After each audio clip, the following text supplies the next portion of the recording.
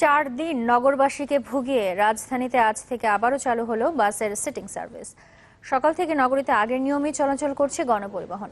বাসের সংখ্যা বাড়ায় দুর্ভোগ খানিকটা কমেছে, তবে আছে বাড়তি ভাড়া নেওয়ার অভিযোগ।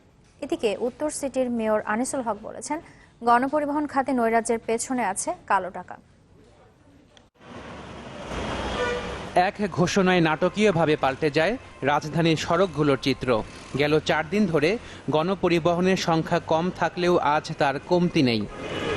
ফলে অনেকটা স্বাভাবিকভাবেই বাসে চড়ে গন্তব্যে যেতে পারছেন নগরবাসী। নেই যাত্রীদের হুড়োহুড়ি।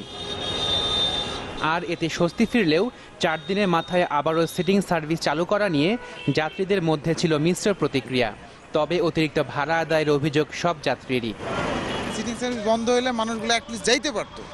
এখানে ওদের সিটিং সিস্টেম করে যে চিটিংটা করা সেটা বন্ধ করার ব্যবস্থা করে। ভাড়া বেশি নেয়, লোকজন অনেক সময় দাঁড়ায় নেয়। ঠেলাঠেলি করে মানুষজনের মধ্যে উঠতে পারতাম না। সিটিং সার্ভিসটা আমার জন্য খুব ভালো ছিল। এই কয়েকদিন আমার খুব অসুবিধা হয়েছে। সিটিং সার্ভিস ভালো, কারণ জ্যাম হয় না বা বাসে উঠতে সমস্যা হয় না, কিন্তু ভাড়াটা বেশি পড়ে যাচ্ছে। আমার মনে হয় 2 ধরনের সার্ভিসই চালু থাকা উচিত। কিন্তু অতিরিক্ত ভাড়া আদায় কিংবা কৃত্রিম সংকট তৈরির অভিযোগ মানতে নারাজ মালিকপক্ষ। উল্টো যাত্রীদের বিরুদ্ধেই বিস্তার অভিযোগ তাদের। যাত্রীরা এই লিগ্যাল ভাড়াও দিচ্ছে না। তারা বলতে আছে যে 60 টাকা ভাড়া, 30 টাকার জায়গায় বলে 10 টাকা ভাড়া। আব্দুল্লাহপুর থেকে সারাপাড়া ভাড়া কত টাকা সরকার নির্ধারিত করে দিচ্ছে, ও দিতেছে 10 টাকা। ও আরো চাইছে থেকে ওরা মায়েরা বর্তমানে প্রবীণ হাসপাতালে 2টা ভর্তি আমার স্টাফ। লোকাল করা হয়েছে লোকাল ভাড়া, তো আমরা সেই অনুযায়ী কাটতে গেছি, তারপরেও আমরা ভাড়া লোকাল ভাড়াটাও ঠিক মতন পাই না। গণপরিবহনে যে নৈরাজ্য, তার জন্য কালো টাকার দৌরাত্ম্যই দায়ী বলে মনে করেন ঢাকা উত্তর সিটির মেয়র। জানান, নগরবাসীকে আধুনিক পরিবহন সুবিধা দিতে 4000 বাস চালুর বিষয়টি প্রক্রিয়াধীন।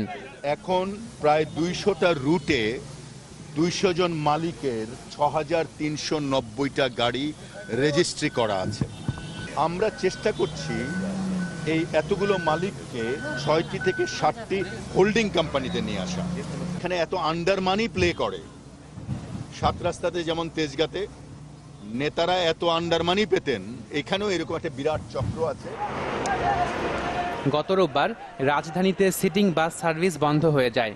এরপর হঠাৎ করেই কমে যায় গণপরিবহন। ফলে চরম ভোগান্তিতে পড়ে নগরবাসী। এই বাস্তবতায় বুধবার এক বৈঠকে আবারও 15 দিনের সিটিং বাস সার্ভিস চালুর ঘোষণা দেয় সরকার। Ashikin Prince, channel 24, Dhaka.